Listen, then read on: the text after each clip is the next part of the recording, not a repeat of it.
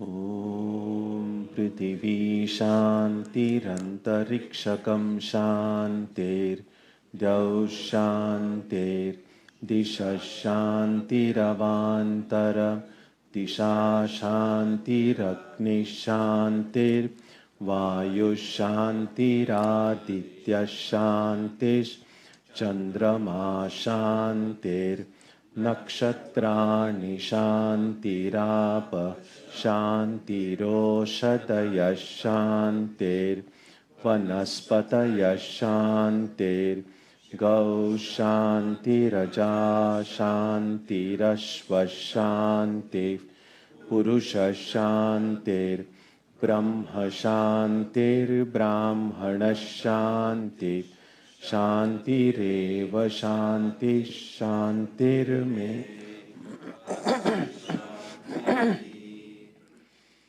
May there be peace on earth and in the sky. May there be peace in the water and in all directions.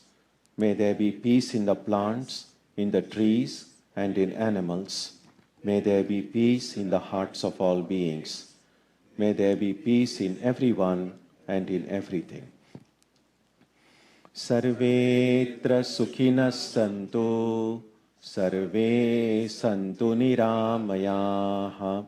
Sarve bhadrani pashyantu ma kaschit dukkha bhag bhavet. Sarvastaratu durgani sarvo bhadrani pashyatu. Sarvas sadbuddhimapnotu sarvas sarvatra nandatu. May all be happy and healthy.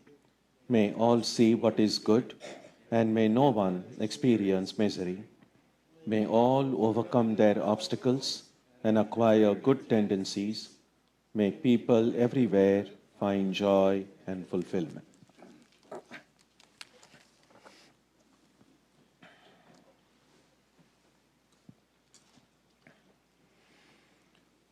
Let us now spend some time touching the center of peace and joy in our hearts. A good way to begin the practice is to withdraw the scattered energies of the mind and bring them to rest on one point. That point can be our own breathing. Let us therefore practice breathing with awareness. As we breathe in, let us visualize that our body and mind are being filled with love, strength, and compassion. And as we breathe out, let us release all the stress, anxiety, and exhaustion in the body and mind. Let us practice this way for a while.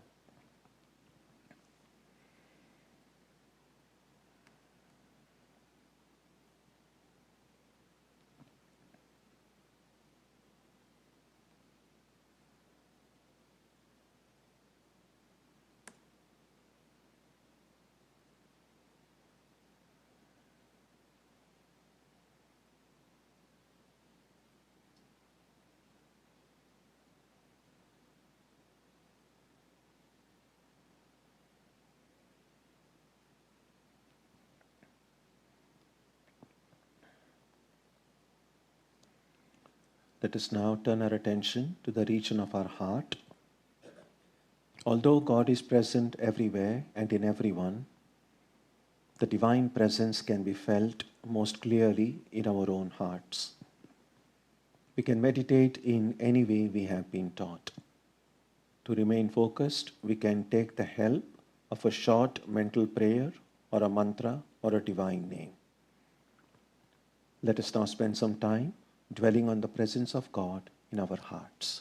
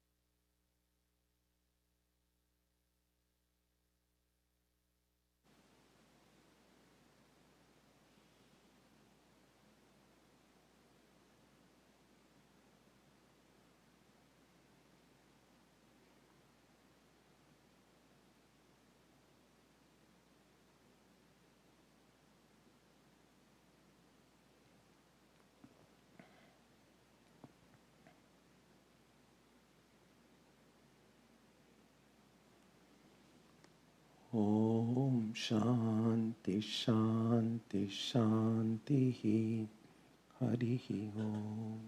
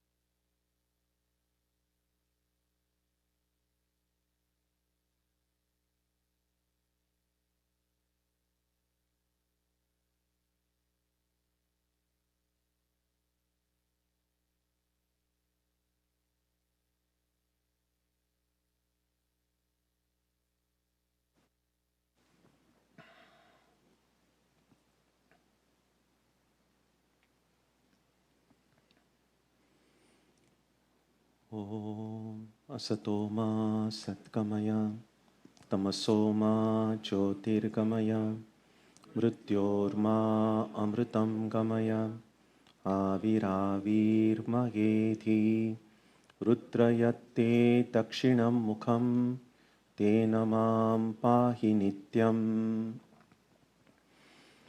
May the Divine lead us from the unreal to the real, from darkness to light, from death to immortality.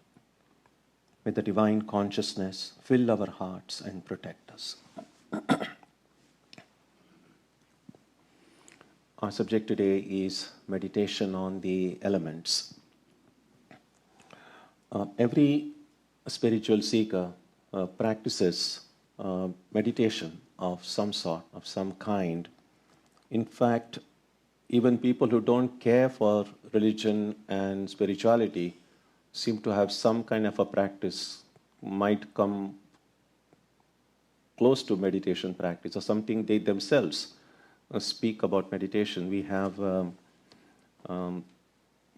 humanists and atheists and agnostic groups on campuses, and they do speak about a meditation they do. So meditation, as the word is really now, it covers a very broad spectrum. At one time it was thought that the word belonged to the field of religion, but today it really covers a very broad field. And that's because everyone understands the word meditation in their own way, and so meditation practices also differ wildly.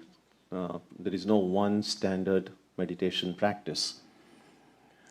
In the Yoga Sutras, meditation is defined as, there is a sutra, an aphorism, which says, Tatra pratyaya ekatanata dhyanam,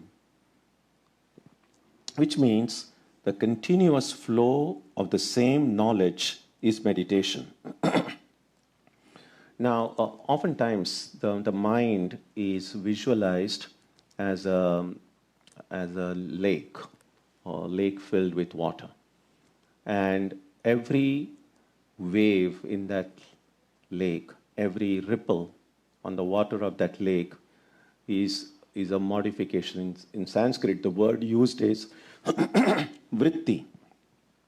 And because there are different kinds of modifications in the mind, there is a different kind of knowledge is produced. So every thought that we think, every feeling that we have, everything that is happening in the mind, it produces a ripple. And that's the vritti. And every time there is a ripple in the mind, some kind of a knowledge is produced. Now, what is done in meditation is to maintain one vritti. Instead of having 100 different vrittis and the mind filled with 100 different thoughts and 100 different images, the effort in meditation is to have just one kind of a ripple over and over and over again. And that is why most meditation practices take the form of visualizing just one visualization of anything that reminds us or takes us closer to our spiritual ideal. Or there is a repetition or remembrance of one sound. Oftentimes that sound takes the form of a short prayer or a mantra. So the idea is, with that one kind of sound and that one kind of visualization, instead of creating different kinds of vrittis in the mind, we just continuously keep on creating one vritti. And because there is one vritti, then there will be that one knowledge.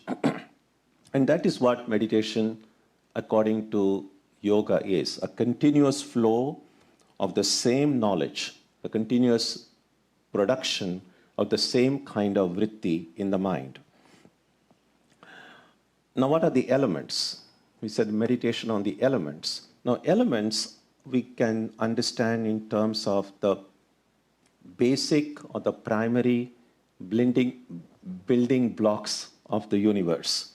There is a chapter in the book called Panchadashi. It's called Mahabhuta Viveka. It could be translated as looking deeply at the elements. So these elements are in Sanskrit often are called or bhutas or mahabhutas. When we look carefully and deeply at anything, we are able to see things in it that we may not have noticed before. Now, any kind of a meditation is a result of looking deeply. And when we look deeply at these basic elements, they will help us see beyond this tangible, visible universe. It will help us visualize or get in touch with the intangible, the invisible, and further, of course, finally, to the source of everything, the truth or the divine being. So oftentimes the journey is from the visible to the invisible, from the tangible to the intangible. So these elements, I said, are the primary building blocks of this universe. Now, where do they come from?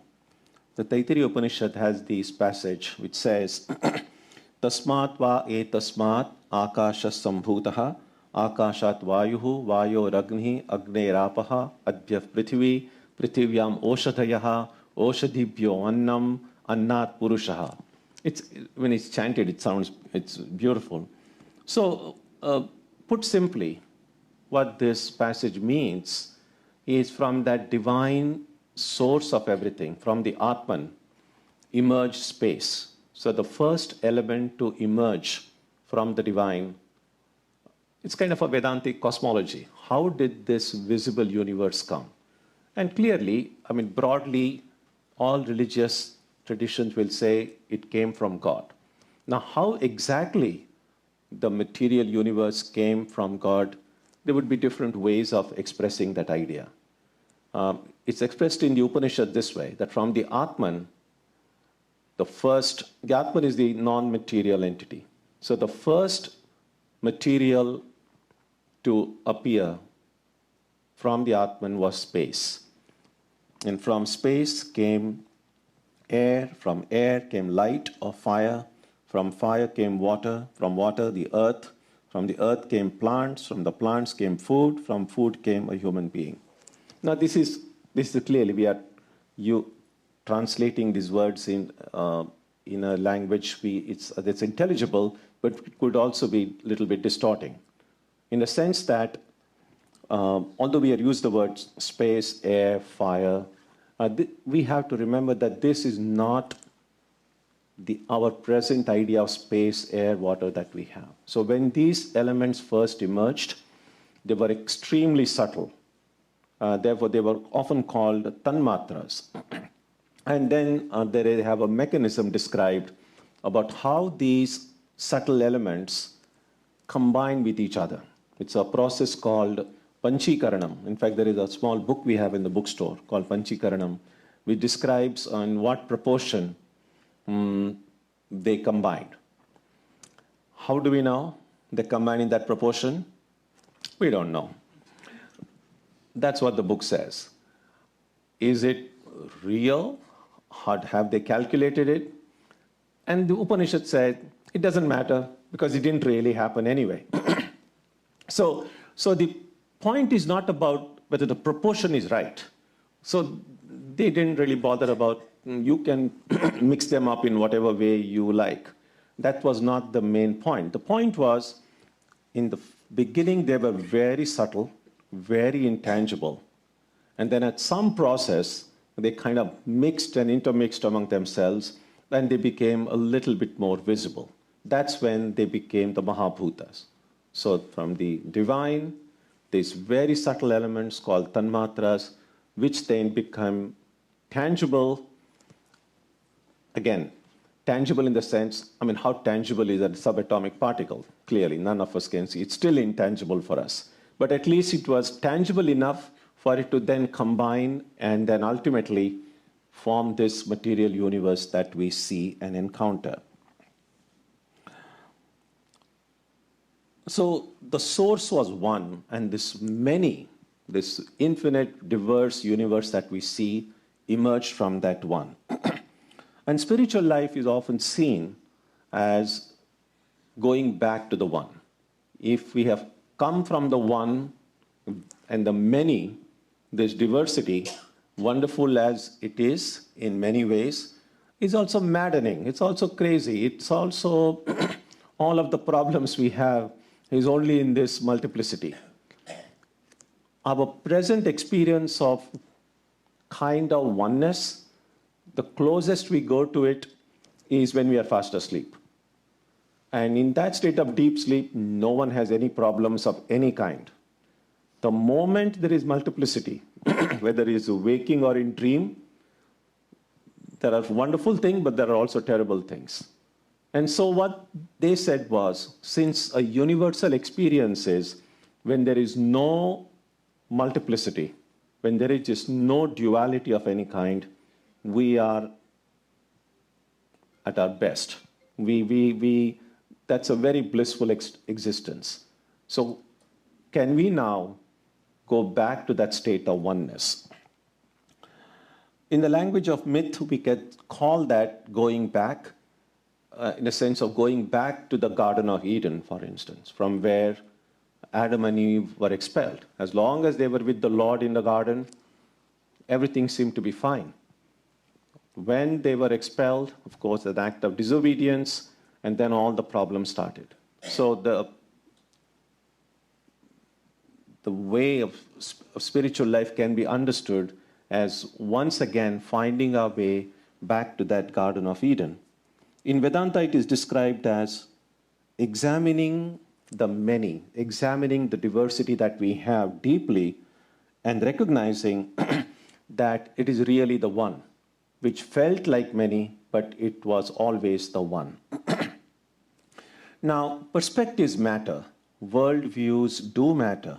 How we look at the world, how we understand the world, how we understand ourselves makes a big difference in the way we approach life and the way we understand and experience life. It is possible to look at the origin of the universe in a completely materialistic way. And if we do that, life somehow seems to lose its meaning and purpose. After all, if this life was, the world as we understand it, was just the result of just some big bang or a series of big bangs, or whatever scientific theory one may want to advance, and life and consciousness, if it appeared just accidentally at some point in history, then ethics, morality, they all become more of social values instead of being a doorway to ultimate freedom. Because many of the people who have advocated a purely materialistic view have found ultimately life meaningless. The existential philosophy at the turn of the last century came from that. That yes, we can try to make the best of a bad situation, but ultimately there is really no ultimate meaning in this existence. Now, if we want to avoid that kind of rather frustration and helplessness, we need to look at life and understand our place in it in a somewhat different way.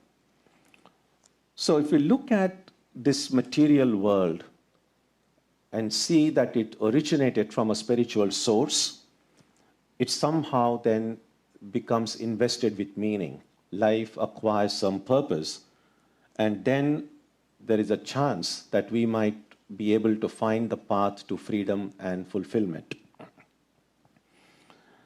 When we see that every material particle and every object that we encounter, every person that we encounter in life is made up of material particles, clearly, our bodies are made of material particles. Every object that we deal with is made of material particles. Now, if you remember that all of these material entities we see around us are a combination of those basic elements, and those basic elements ultimately came from God, then the world changes for us. There is a Vedanta text called Drik Drishya Viveka, and there is a verse in it which goes like this: Asti bhati priyam rupam namachil iti amsha panchakam Adyatrayam Brahma Rupam Jagad Rupam Tatodvayam, which means every object, every entity we see in this world has 5 characteristics. The ability to exist, to be perceived, to be meaningful, to have a form, and to have a name. Every living or non-living, every object has these 5 characteristics. Now these, the first 3, which really correspond to Sat Chit Ananda, belong to Brahman or belong to the divine. And the other 2, name and form, belong to the world. The text I referred to earlier, Panchadashi, also has one verse in the 13th chapter, which says, Satchit Sukhatmakam Brahma Nama Rupatmakam Jagat. Again, meaning the nature of Brahman is being, consciousness, and bliss. The nature of the world is name and form. What it means in effect is that we are all the time seeing the divine. We are all the time seeing God. We are all the time seeing that one. But that one feels as if it is many. The divine feels as if it is material because it is covered by name and form. Just as when you order something from Amazon, let's say, and the packet is delivered to you, as soon as the packet is delivered, you don't really see what is inside. You just see the packet because the box is covering whatever it is that you ordered. And so that is the problem with the world that we see. Whatever we see is nothing but God, is nothing but the divine. But that divine comes wrapped in a packet called name and form. If you can remove that name and form, remove that box, you will see nothing but God inside. What it means is, suppose now there is a chair in front of me. Now it would seem terrible to say, well, the chair is God. That would even seem very idolatrous to say that.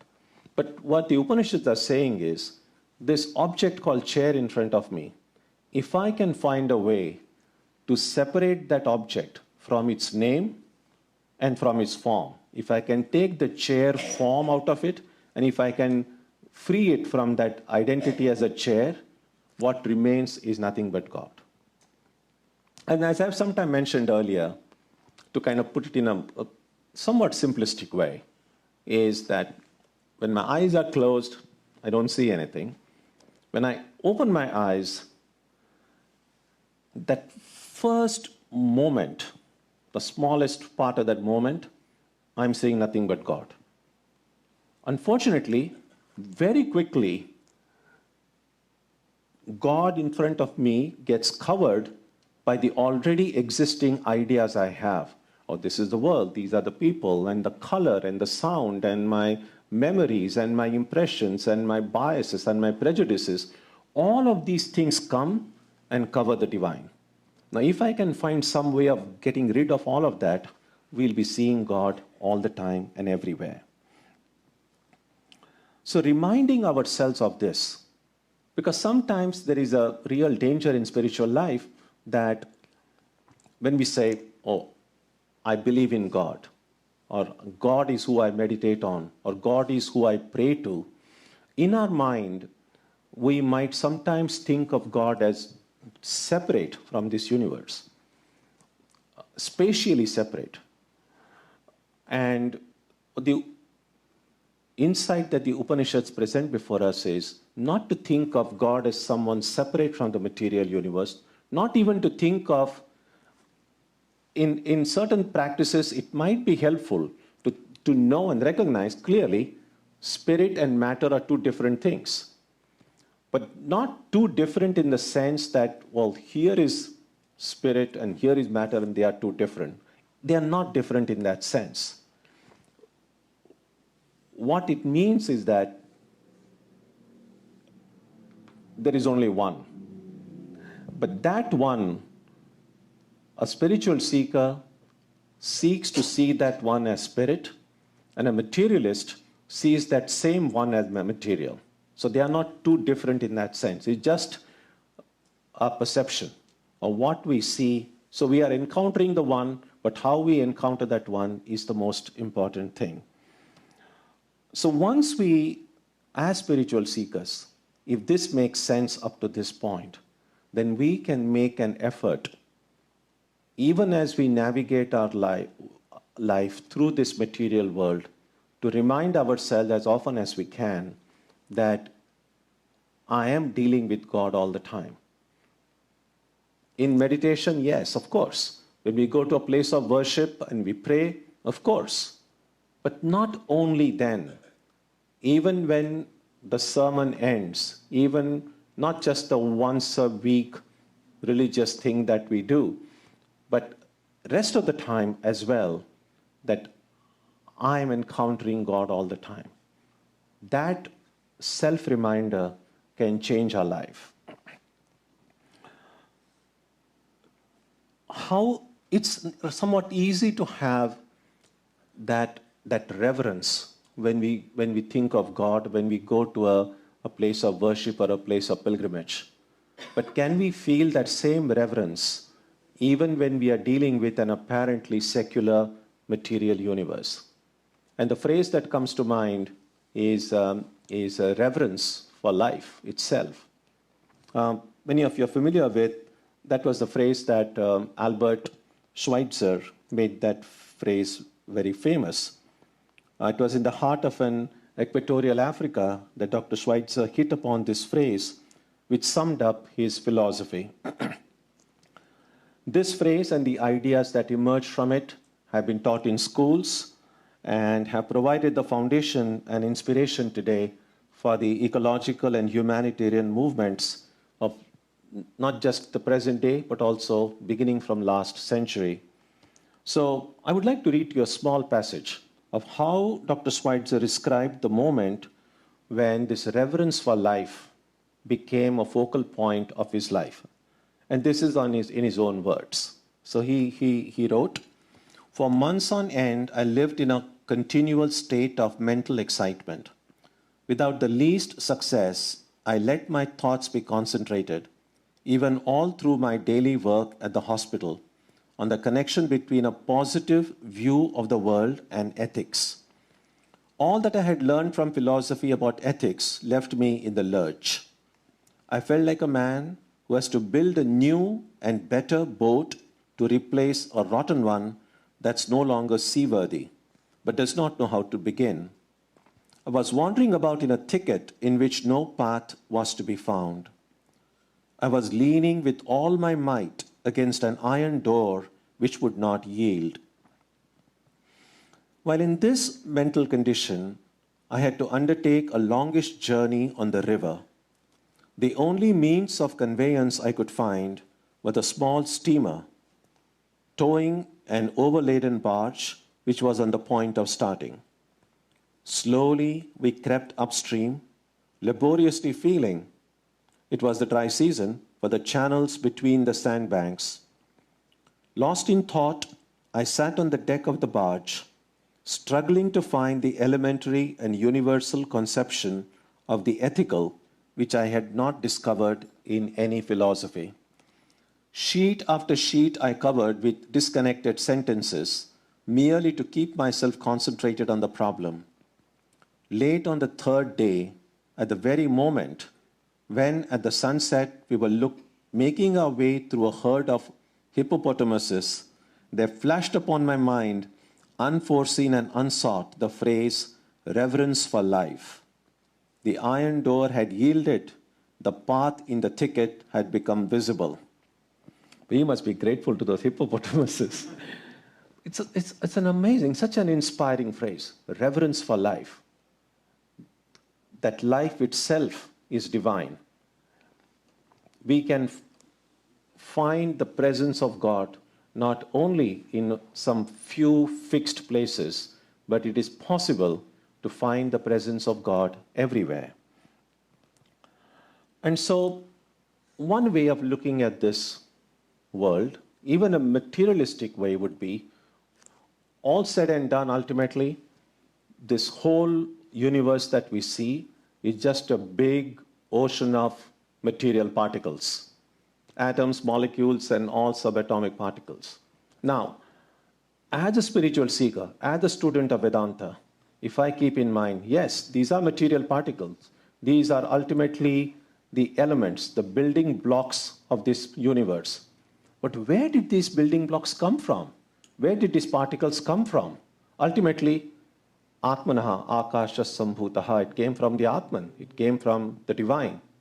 So the source of all of this is the divine. So once I'm able to make that connection between the material particles going back to the divine, then the world can change. We can see the whole of this material universe as this one big ocean of matter. And every one of us is like a wave in that matter, in that ocean.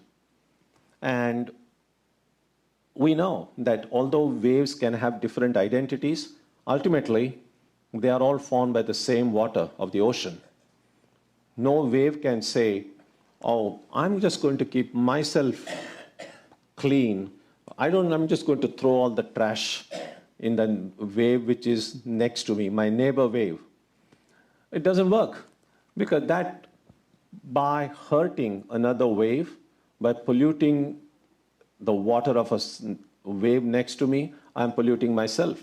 Because the same particles of water which belong to the wave that was next to me, maybe after 2 minutes are a part of me. So in hurting others, I hurt myself. In loving others, I love myself. Once this idea becomes clear, then it really makes a big difference. And that's the, the idea behind this meditation on the elements. Can I look at the material universe and find a way to connect with my spiritual ideal? So we can look deeply and see that every entity has in its basic aspects the 5 primary elements. And since those elements which are present in every object, including in my own body and mind, taking care of every element means taking care of myself and taking care of the people I love and taking care of this planet which we all share. So how do we begin? So we can kind of break it up into 2. We can meditation on the elements as I encounter the world outside of me. So what if I remember that the first element is space? So if I look deeply around the world and affirm the presence of space, clearly, it's not that we don't know, but that we may not consciously see it that way.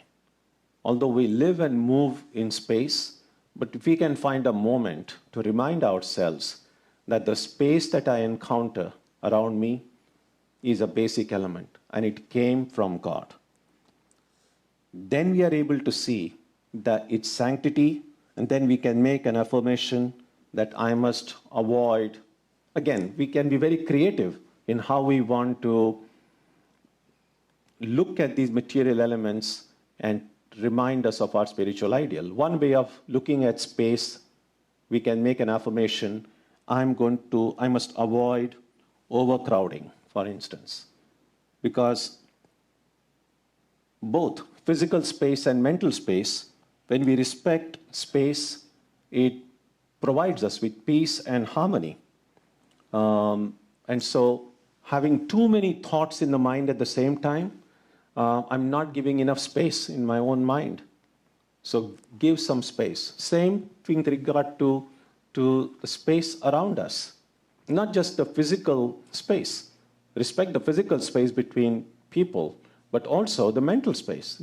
If we learn to give everyone space to live and grow in their own way, that's a way of respecting the space outside of us and respecting other people outside of us as well. Similarly, we look at the second element, air. We recognize the sanctity of air around us, and we are able to make that affirmation, I must keep the air around me clean. Because when the air is clean outside, the air will be clean inside. Again, air is something that we share.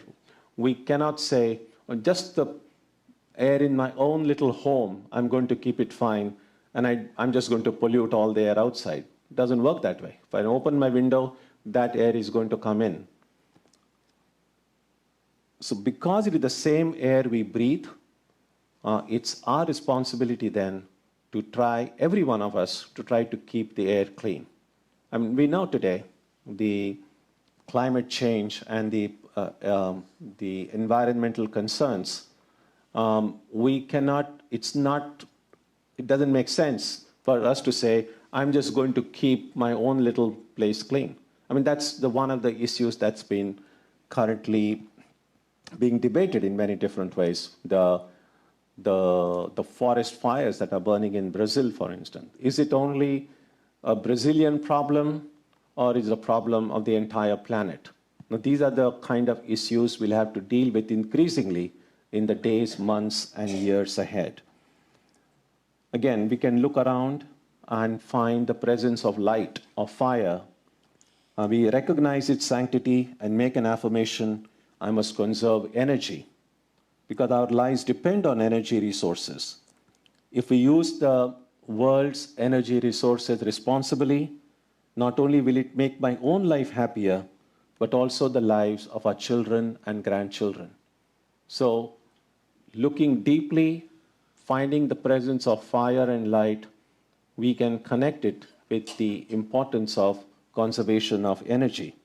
Because when we respect light and fire, they fill us again with hope and harmony for the future. We can look deeply at the world and affirm the presence of the fourth element, water, and we can make this affirmation, recognize the sanctity of water and say, I must keep the water clean.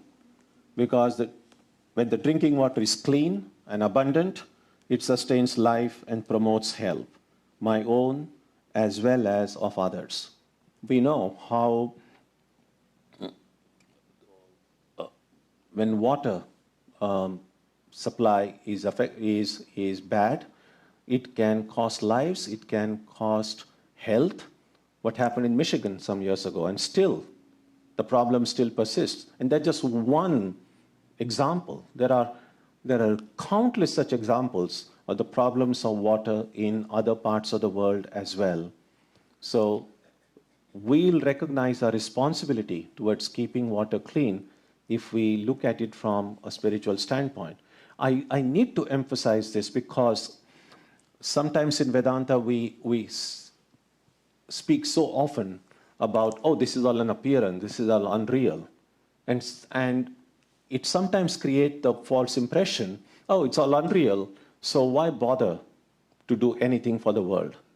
And that's why it's important to recognize that even when we hold this strong, not just intellectual conviction, but the experience that these enlightened ones had, that ultimately that one divine being alone is real. That's true, but that does not exempt us from our responsibility towards this material universe, even though it may not be ultimately real from a philosophical standpoint.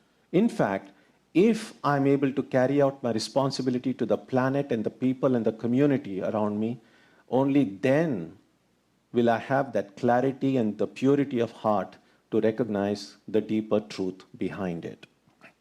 Finally, looking at the fifth element, earth. Now, earth is not, clearly, it's the same word we use. It's not really referring to the planet itself. It really is the solidity that is present in elements. We can make this affirmation, I must take care of the soil in which I am born. When the soil is cared for, it produces plenty of food, plenty of healthy food. Food is precious, and thousands of lives can be saved if we can grow enough food and prevent wastage. Many of us are aware, it seems that at least 30 to 40% of the food which is perfectly edible gets wasted in many developed countries the world over. And there are people dying for lack of food, the people who have to consume unhealthy food. And so sometimes we might think that, well, if I just save a little bit, what difference is it going to make to the whole world? I think whether or not it makes a difference to the whole world, it can make a tiny little difference. And if more the number of people who make an effort to not to do that wastage, then it will make a difference.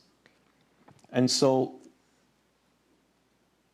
we have to try, make an effort as spiritual seekers to meditate not just inside our heart, which is important, which we need to do, but also look out and try to find the presence of God in the material universe that we deal with. So all this was, up to this point, I said about looking at the elements in the external world and what are the kind of connections we can make, what are the kind of affirmations we can make, which will be reminders to us about our spiritual responsibility.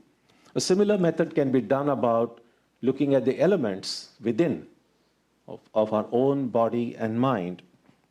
So looking deeply at my own body and mind, I can affirm the presence within me of that first element, space, and I can make that affirmation, I feel free. We know a space is nothing can bind space. You cannot lock space. So space is a great reminder for freedom. So nothing can bind or set limits to space. When I respect space, it fills me with the idea of freedom. So when we sit for meditation, and just to recognize that even at the physical level, there is space within me, and space is connected with freedom. So even at this moment, even at the physical level, recognizing the presence of space within me, I'm able to affirm my innate free nature. Looking deeply at my body and mind again, I can affirm the presence of the second element, air, and see its sanctity and make the affirmation, I'm one with life. Because air is a visible, tangible manifestation of prana, and it's prana that sustains all life. So when I respect air, it fills me with gratitude that I'm alive. Again, breathing is something that we all do. But how often do we breathe consciously? Breathe with awareness. There are people who have difficulty breathing. And we can be grateful that now I'm able to breathe. And being aware of my breathing in and out is an affirmation that I'm still alive. I'm not just merely existing, I'm living. In fact, there is a story told about a person who was celebrating his 100th birthday, and it's not that everyone lives to 100, and so reporters went and said, what's the secret of your long life? How did you manage to live so long and so healthy, in a healthy way? He said, it's very simple. Just keep on breathing. Don't ever stop. And so breathe. Breathing is connected with life. So every time you breathe and take a deep breath, consciously, you know, I'm alive. And that can be a source of great gratitude in our heart.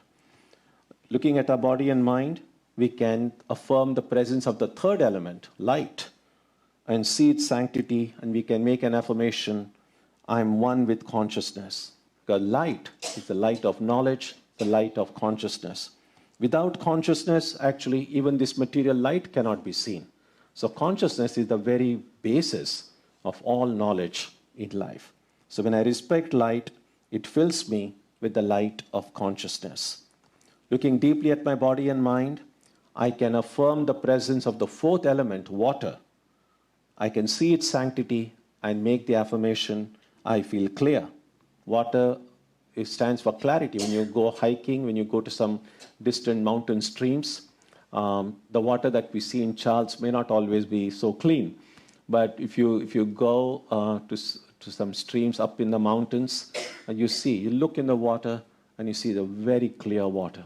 So water reminds us of clarity. And when we respect water, it fills our mind with that clarity, the clarity of intention, the clarity of purpose. Now, these are not just kind of random imagination. It's extremely practical. When we try to just sit calmly and feel the presence of that water element within me and recognize its connection with clarity, And if that visualization is done well, with faith, with sincerity, with integrity, we will experience that clarity. So these are very, very practical things. And finally, looking deeply at my body and mind, I can affirm the presence of the fifth element, earth. And I can make the affirmation, I feel solid, I feel firm. When we look at the mountains, you go out and see the mountain, they seem so firm. Well, we know over the course of millions of years, they are also going to go away. But at least in our lifetime, among the solid, stable objects we see are these mountain ranges. And so when we sit for meditation, and I recognize, well, that solidity, that fifth element is there within me. So can I then recognize that the same element which gives that solidity and firmness to that mountain is present in my body as well? So can I now, for the next few minutes that I sit for meditation, recognize that same element which gives solidity to the mountain is present in me? Can I sit stably in my own seat while I meditate? Again, just recognizing that and affirming that will bring stability and solidity even to one's meditation posture as one does it. So this is a way of looking at the elements within us and meditating on them and finding their connection with the divine. In the puja ritual, there is one specific ritual. It's often called Bhuta Shuddhi, called the purification of the elements that constitute the body. In fact, that's something that we do. The pujas that we have at the Vedanta Center. Maybe at some time in future we can discuss that ritual in a little bit more in detail. But it's a very, very helpful practice before every meditation to do that ritual, not necessarily with any puja vessels. It can be done simply as a meditation of if we are meditating on God in my heart, I would want to make my heart as clean and as pure as possible. When we have a special guest visiting, we make an effort to at least the room in which the guest is going to stay as clean as possible so that the guest feels welcomed. And so every day we try to meditate on God in our heart. In other words, we are inviting the divine in our heart. And the heart must be a welcoming place for the presence of God in our heart. So this small meditation is on the elements that constitute my heart. That it's a meditation which takes the particles of the heart.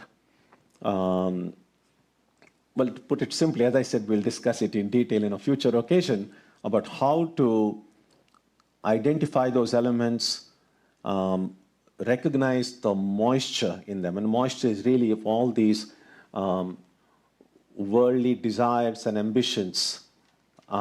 And to make it fit is first to dry it up, burn it off, and kind of rebuild the heart with these pure elements, and then install the divine there. And this can be done day after day after day. It's a meditation. It's kind of a creative imagination. But the effect that it has, the transformative effect that it has, is very, very real. And so there are a lot of things that can be said about looking at this material universe outside and inside and recognizing its connection. If we do that, the kind of a division sometimes that we have in our lives, that this is my spiritual thing in my life and this is the rest of my life, that division will go away. Because ultimately, if we want to attain the goal, the spiritual goal in our life, that can be attained only through leading an undivided life. Right now, our lives oftentimes have gotten compartmentalized. As I said, spiritual, secular, and so on. Or this is my family life, that's my work life, and so on. So we make all these divisions. And the goal is to somehow find a way of breaking all these walls. There is a big lot of talk about building walls and breaking walls nowadays. But there shouldn't be these walls within us, because every wall that we create, it's taking us away from that ideal of oneness. So to break all these inner walls, see that presence of God within us, outside of us, even in this material world, that's the way the Upanishads teach us to truly go back to that one. The journey, the descent of the one to the many has already occurred. We don't have to do anything about it. That's already been taken care of. Now, our thing is to go back to that one. And whatever helps us in going back to that one, we should embrace and see whatever works best for us and make our life happy, successful, purposeful, and meaningful. Om Jananim Saradam Devim Ramakrishnam Jagadgurum Padapadme Tayo Shritva Pranamami Muhurmuhu.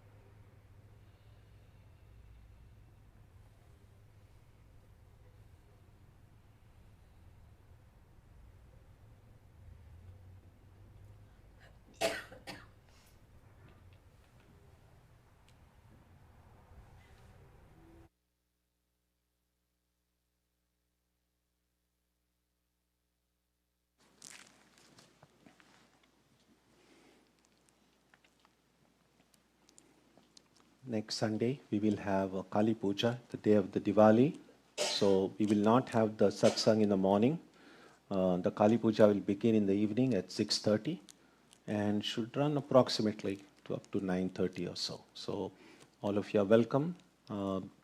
Many of you who have been coming already know this, but those who are new. So the Kali Puja, we do not have a potluck, so please do not bring any food. But you have, if you would like, you are free to bring flowers and fruits for the worship. So that's for next Sunday. And because there is a puja on Sunday, on Saturday we will not have evening meditation.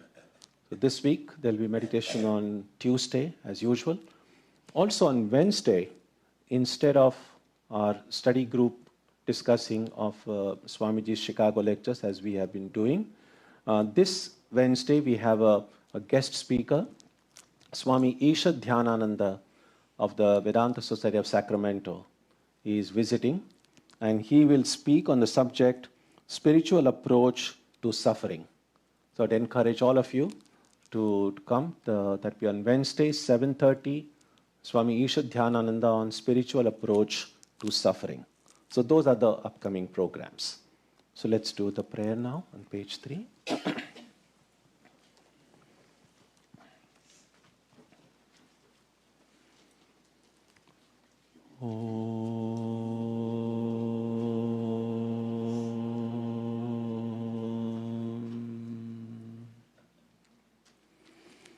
May the Divine Being, who is the Father in heaven of the Christians, Holy One of the Jewish faith, Allah of the Muslims, Buddha of the Buddhists, Tao of the Taoists, Ahura Mazda of the Zoroastrians, the Great Spirit of the Native Americans, and Brahman of the Hindus, lead us from the unreal to the real, from darkness to light, from death to immortality. May we be granted strength, freedom, and clear understanding. May we learn to see God in our own hearts and in everyone around us. May God bless us all and fill our hearts with gratitude, grace, and love. Om Shanti Shanti Shanti. Peace, peace, peace be unto you.